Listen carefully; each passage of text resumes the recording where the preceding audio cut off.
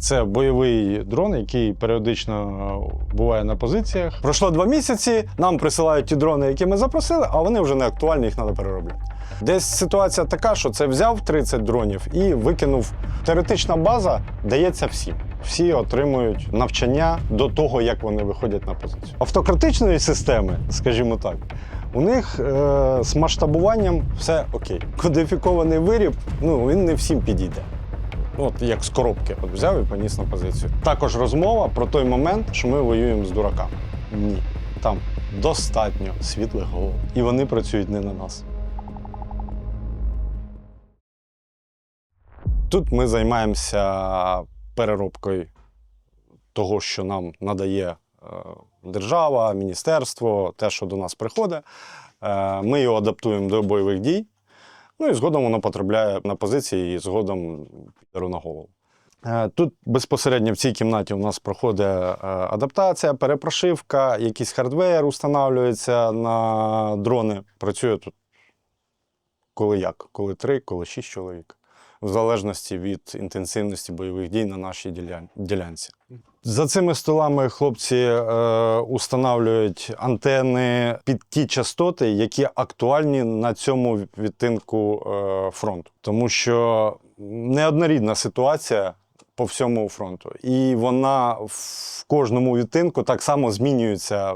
Одні частоти були актуальні, зараз інші. Колись РЕП сильно працював, зараз менше, бо тактика ворога зовсім інша. І з-за цього росте купа питань, які ми технічно повинні вирішувати. Наприклад, наземні установки, сетапи, які йдуть зі складів, які вже півроку полежали на складах. Складові у них актуальні, але їхня вже як готовий виріб, вони не актуальні, їх треба перероблювати.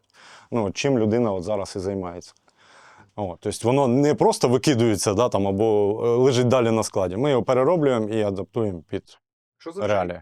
Це дрони, які вернулись у нас з позицій. Тут вони або переробляються розбираються на запчастини, на складові, або ремонтуються і йдуть обратно. Теоретична база дається всім.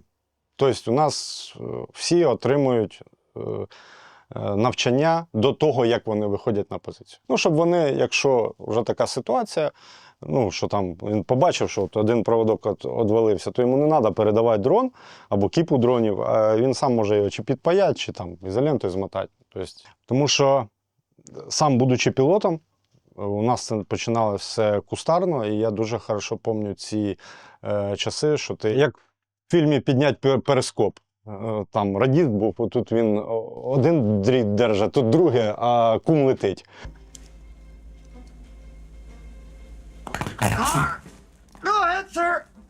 У нас було це все так.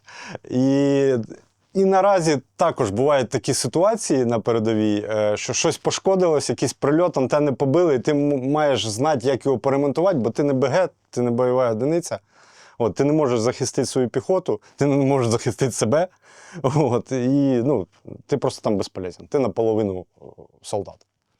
Майстерня так само займається адаптацією бортів до ЛБЗ, до використання. Плюс тут ще хлопці окремо займаються підготовкою дронів на оптоволокні і на цифровому зв'язку. Наша ВМЗ, ВТЗ не задоволена нашим розташуванням, бо кожен раз після переміщення нам приходиться закопуватися. Але це засоби безпеки, заходи безпеки, які необхідні наразі. Тут наразі йде мова навіть не тільки про нашу безпеку. Тут ще стратегічний запас батальйона. Це прийомний склад, тут безлад, бо ночі була розгрузка. Отсюди беруться різні виробники, різних дронів до нас приходять, беруться до нас в майстерню, і там ми їх адаптуємо вже до бойових дій. Це проміжковий склад, так скажемо, склад міцності. Тут накопичуються дрони, які електронна компонента у них перероблена, з цієї сторони. Потім вони прошиваються вже конкретно під конкретну позицію, беруться з цієї кучі і виставляються вже там на стелажах согласно назв позицій. І отсюди вже, коли приходить запрос від позиції, скільки яких дронів треба, вони беруться, одразу упаковуються і на логістику відвозяться на позицію. А чому ти зараз пусто? Бо ротація пройшла сьогодні вночі. Зараз хлопці будуть допрацьовувати далі, поповнювати. Іноді буває таке, що довоз може бути сотня, там, на 2 позиції, по 50 штук на позиції. Це куча коробок. Іноді буває таке, що там, планово там, 10, 15, 20 там, до замовлення якесь. В середньому на місяць десь 5000 через нас проходить. Буває більше, ніж 1000 буває. Реально. Було таке, хлопці вішались, ми тільки відгрузили все. Приходять заявки, день пройшов, приходять заявки, опять така сама кількість. Я говорю, мужики, то нам не можуть стільки поставити, кажу їх. Кажу, давайте спілкуватися зі штабом, зараз ми будемо виходити на них, определяйте цілі. Виходимо на штаб, дивимося стріми і розуміємо, що там така ситуація, що так треба. Іменно стільки засобів і треба. Тобто це було адекватно. Підерська пташка, яка не дуже хорошо виконала своє завдання, слава Богу, на наших піхотних позиціях. Піхота її на свій страх і ризик принесла нам. Я не рекомендую так робити. Не несіть додому всяку хуйню. Ми її трошки доробили, те, що вони, видать, не змогли доробити. І зараз вона полетить в обратну сторону. Я думаю, що це аналог нашої королеви, бо він просто по формі корпуса дуже схожий на нашу королеву. Я думаю, злизали іменно з диких шершнів виробника. Приблизно вона може тягати 4-5 кг. Приблизно 10-12 км – це для неї нормальна робоча дистанція. В чому різниця між нашими виробами? Вертаємося до масштабування. Ми дуже гарно щось винаходимо, робимо примірники робочі, пілотні зразки, які хорошо себе показують, і на цьому все. Далі масштабувати ми, на жаль, за 3 роки не навчились. Ті топові позиції, які ефективні, які потрібні всьому фронту. У автократичної системи, скажімо так, у них з масштабуванням все окей. З КБ не дуже. Вони беруть наші зразки, абсолютно правильно роблять і масштабують їх. Адаптують їх по ціні, тому що тут вона, я думаю, вона набагато дешевша, ніж наш український аналог. Я просто дивлюсь по рамі, по комплектуючим. Але цього достатньо, щоб ефективно працювати. Поначалу була така, брак інформації в FPV-темі. Дуже багато було контенту англоязичного, і це було не дуже доступно для пересічного воїна, скажімо так. Ми збирались в кучі, там ставили ролики, я перекладав хлопцям, ставили на паузу і таким чином вчились. Поступово ця ситуація там поліпшувалась. Інформації вже україномовного контенту ставало багато, але ще один шлях вивчення теоретичної частини, скажімо так, був через ворога. Уже на той час були якісь там онлайн-школи, курси, які там через телеграм-канали, через інші месенджери, через стріми, вони преподавали своїм військовим курси по пілотуванню, курси по технічній частині. І, я був на цих курсах. Весело було. Ніякого тремора в мене не було. У тебе є паспорт. Це якісь там, зеки оці шторми. Вони їх там таврують зараз, і тоді таврували. Тобто вони їм роблять татуїровки. Там не ім'я, не позивний, там номер. Який там паспорт, що то за людина, хрен його знає. На полі бою взяли паспорт, там багато їх ще є. Фотографію, там якийсь досвід в фотошопі, якийсь досвід, різний досвід у мене є життєвий. Я можу общатися чисто на русском языке, если это нужно. У нас есть ребята с подразделения, которые с Западной Украины, но у них ростовский акцент. Тоже могут спокойно общаться. Украина же была на заработках по всьому миру. Це також наш плюс. Це також розмова про той момент, що ми воюємо з дураками. Ні. Там достатньо світлих голов. І вони працюють не на нас. Дуже багато інформації от такої первинної прийшло от одних. Тобто не тільки вони у нас крадуть технології, але і ми вчимося у свого ворога. Це вироби, які виготовлені на базі вже існуючих платформ літаючих. Цей дрон, не макет, це бойовий дрон, який періодично буває на позиціях, застосовується під специфічні задачі. Він уже 3 ворожі одиниці знищив. 3 чоловіка. Зручна штука і досить комфортно з нього стріляти в повітрі. Навіть є така історія, як є у нас якийсь невеликий запас ворожого озброєння, РПГ, шмілі, які не дуже хочеться з рук стріляти. У нас були прецеденти. До дерева прив'язували, там дерево улітало під час пострілу, коли за шморку тягнули. А з цього вполне. Да, також є такий же дрон у нас, він зараз, до речі, в бою з автоматом.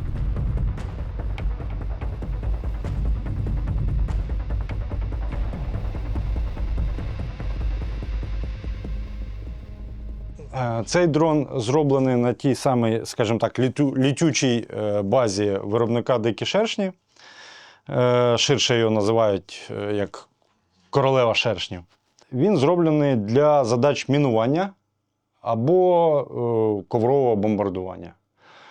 Це в випадках, коли треба залетіти в тил і зразу замінувати одним вилітом якусь площу. Тут 8 може бути мін встановлено, і ти вже мінуєш не точково, кожний виліт одна міна, а зразу 8 штук протипіхотних мін. Також, коли густа растительність, і тобі треба, і там є особовий склад ворожий, тобі їх треба якимось чином уразити або викурити, як мінімум.